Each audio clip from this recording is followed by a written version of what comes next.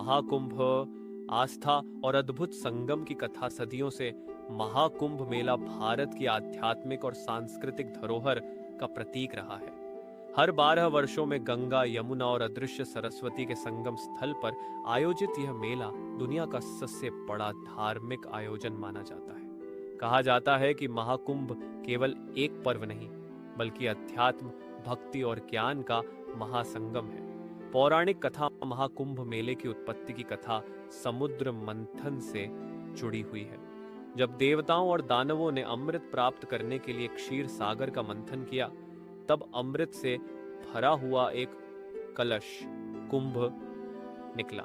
अमृत प्राप्त करने के लिए देवताओं और दानवों के बीच 12 दिनों तक युद्ध हुआ, जो पृथ्वी के 12 वर्षों के बराबर है। इस दौरान अमृत की कुछ बूंदें 4 स्थानों प्रयागराज, हरिद्वार, उज्जैन और नासिक में गिरी।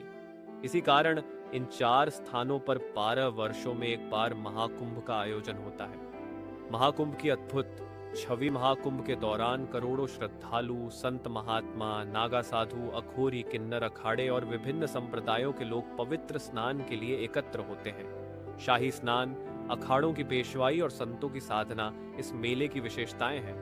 ऐसा माना जाता है कि कुंभ में स्नान करने से पापों से मुक्ति मिलती है और मोक्ष की प्राप्ति होती है।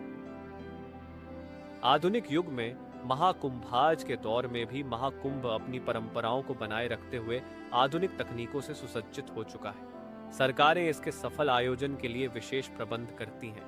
लाखों विदेशी पर्यटक भी इस मेले का हिस्सा बनने आते हैं और भारतीय संस्कृति की भव्यता का अनुभव करते हैं। निष्कर्ष, महाकुंभ केवल एक धार्मिक मेला नहीं, बल्कि भारत की आध्यात्मिक, सांस्कृतिक और सामाजिक विरासत का अद्भुत संगम है।